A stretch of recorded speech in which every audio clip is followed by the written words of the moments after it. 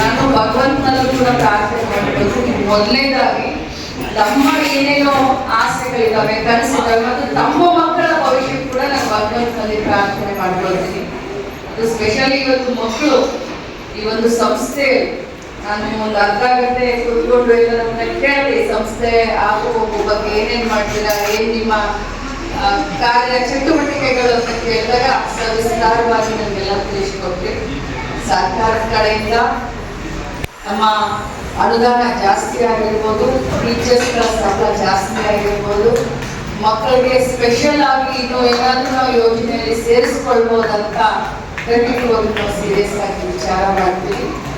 ಮಕ್ಕಳು ಚೆನ್ನಾಗಿ ಹಾಡಿದ್ದು ಅವಳು ಸತ್ಯ ಶಿವ ಸುಂದರಂ ಅಂತ ಎಲ್ಲಾದ್ರೂ ಯಾವ್ದಾದ್ರು ಕಾಂಪಿಟೇಷನ್ ಅಲ್ಲಿ ಕಳಿಸ್ಕೊಟ್ಟಿದ್ದಾರೆ.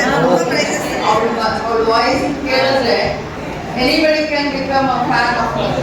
ಸೊ ಆ ರೀತಿ ಇದ್ದಾಳೆ. ಸೊ ಅವಳಿಗೂ ಒಳ್ಳೇದಾಗಿ, ಎಲ್ಲ ಮಕ್ಕಳಿಗೂ ಒಳ್ಳೇದಾಗಿ.